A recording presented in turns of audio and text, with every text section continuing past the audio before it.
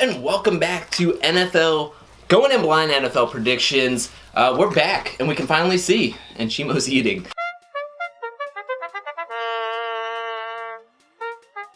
Back in August 26th, we picked the whole season in one day. One day. We actually did the Bird Box Challenge before Bird Box was even a thing. We did the Bird Box Challenge to the NFL season. You know, I saw that movie. Yeah, me too. What'd you think about it? Yay or nay? For what it was alright, but it got a lot of hype. Yeah. So much hype. So much hype. It's funny because I saw like Terrifier right before I saw. Yes, that movie's awesome. Yeah, when he cut the girl in half, like that was rough. That was rough. But on the football. So this is the NFL review of the season and what actually happened, then compared to our picks, and then onto the punishment. He's just eating wings because it's lunchtime. I didn't eat. Well, now you're eating. And you get to watch. Mukbang. I have 5 questions, and we can go off from them. Who was your standout team of the year? / who was your standout teams? I can go first. My standout team was actually Kansas City Chiefs. Now, they had some recent success, but this was the first year they got rid of Alex Smith, their veteran quarterback that took them to the playoffs a couple of years in a row. Right. And now Patrick Mahomes' second year. Don't know what to expect. We don't. He did fantastic. No idea. Like Shannon Sharp says, you know, my homeboy, balled out. Every day, Skip. Every day, Skip. Am I Skip Bayless? You know what we should do? We should do next year as Shannon Sharp and Skip Bayless. That would be fantastic. Me has to be the Chicago Bears. Gotta be. Yeah. I didn't see them doing this good. Like, I mean, beginning of the season, I like Mitch Trubisky. Mm-hmm. I like the weapons they got around him, but man, like Khalil Mack being traded right after we chose like our complete season, like really screwed me. Yeah. And Khalil Mack, to say the least, he made that defense like, I mean, they were already, because last year they weren't great, but they were like middle of the pack. I was about to say they were pretty middle. Yeah, they were alright. But like once he got there, man, he brought a fire to that whole defense. Insane. Who do you think overperformed? To me, this was the Saints. I had them making the playoffs and doing well. I didn't not expect them to make the playoffs with the kind of playmakers they had, but they balled out. Besides the Week 1 loss to Tampa Bay Buccaneers, which I think is just Week 1 nerves. Mm-hmm. So to me, it was the New Orleans Saints just really taking it to every team. They dominated. They really early in the season. They really took off. Now I want to say the Ravens. Ravens did really well. I think the Ravens. I mean, Lamar Jackson coming in late. Yeah, like I'm trying to look back and see. I'm surprised. With how much success he had early on. Yeah, I'm trying to like look back and see like how I picked them, but like I don't think I picked them as good as like they did. Maybe we'll get into that. Oh yeah, because I'm pretty sure I didn't pick the Ravens a lot. I mean, their defense was good from last year, but I didn't expect that offense to be fire. And then Lamar Jackson, someone I really wanted to go to Miami. Anyways.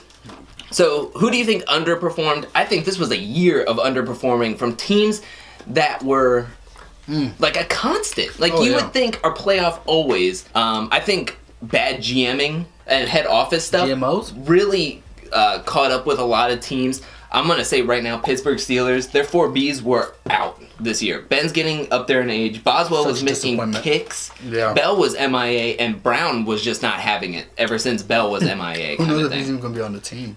Yeah, he does. Well, he wasn't really on the team the last week. I was going to say the Steelers, but I got to say the Packers. Packers. I mean, I kind of had high hopes on the Vikings as well with Kirk Cousins. Like, yes. I really had high hopes. And like, they went deep into the playoffs last season with Case Keenum. And then you think Kirk Cousins is a higher up quarterback than he is. Yeah, man. But going back to like who was a disappointment, I got to say Green Bay. You're like, oh man, these are the Packers. Like that's the Packers I know. And nothing. They fired Mike McCarthy. Then you got like the feud between Rodgers and McCarthy that's quiet, and I think that's where the personnel comes in, where they don't have a good defense, they don't have a good offensive line, or rarely a running back, and they're just like, oh, well, Aaron Rodgers will get us to the playoffs, and it's like, no. They were still relying on Ty Montgomery to be the number 1 back. Like I get it, he was good for that portion of time, like what, a year or 2 ago? Yeah, but people know what to expect, and he's not like he's a utility player. Basically. Yeah. He's a kick returner, receiver. He's not the X factor. Who was your dark horse of the season? My dark horse was the Chicago Bears. Instantly. Like, from mediocre team, middle of the pack, to now winning the NFC North, who you just said Green Bay Packers was a staple, Minnesota Vikings was a staple, Detroit was looking good for a little while there. Yeah. And then now Chicago Bears, number 1. I gotta agree, man. Yeah. Chicago was, and I'm glad because I'm glad. Like that defense is fun to watch. Yeah. Mitch Trubisky and Tariq Cohen is the funnest thing in the world to watch. Yeah. A dinky dunk to Cohen and he cuts up. He's the X factor. He's the X factor you're looking for. Like. Number 1 in fantasy picks next year. Like I think he went to like 3rd and 4th rounds. And I got Kamara. I had Kamara, and Kamara balled up, but I think Cohen ended up being better. Me too. All right, finally, what do we think of Dolphins / the Florida NFL teams as a whole? I'm just gonna throw this out there. If Miami's the number 1 Florida team, y'all are having a bad year. Oh my gosh, 7-9, and we were, I think, the number 1. I thought we did adequate. I thought we could go 8-8, even a little bit higher. At least. But 7-9 isn't terrible. We are looking at changes. We're looking at new things. And I have to say, it's not a bad season when, 1, you beat the Patriots, but in a style that is one of the best finishes. I missed it. I didn't see that. You missed it? Yeah. Oh my gosh. I wasn't feeling good. I just got my eye surgery. Yeah. And, that's a terrible time to get your eye surgery. I could see. Yeah. At the time, but I went to go take a shower. I had a bad cold. I took a hot shower just to feel better, and I hear my little brother yelling, "Oh! Touchdown! Let's go!" I'm just like, what? Like I'm in there not shampooing my hair because I got no hair, but dabbing my hair with soap and stuff. And he's like, "You missed it." I'm just like, what? And he's like, "We won," and I'm telling you, I was like, no way, because I went into the shower with them kicking that field goal, and that's it. With 7 seconds left that we're gonna get. It was I was like, all right, they're probably ridiculous. Most likely gonna kick it off, and we kneel it and get this to 25. Yeah, maybe do a couple of laterals and that'll be it. I'm like, we're Tannehill's not gonna throw it deep, and then. He didn't need to. He didn't. He just came out of. They just shocked the world. Yeah. The Miami Miracle. I will be saying I am happy that I have whatever new whatever TV functions we have nowadays, because legit, I did the same thing. I was in the kitchen. I was like, whatever, we're gonna lose. We'll do some few laterals.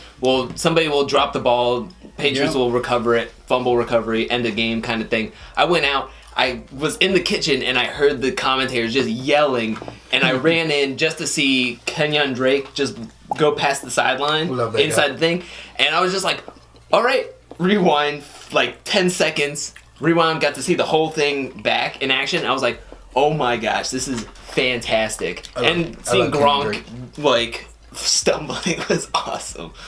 Such a douche. Yeah, Gronk, if you ever see this, you're a douche. You're a good player, I'll give you that, but you're a douche. Oh my gosh, bro. This is insane what you're going to be doing. A bet's a bet. Oh, Lordy. That's so much. That is so much. That's so much. That is so much. A bet's a bet. Oh, Lordy.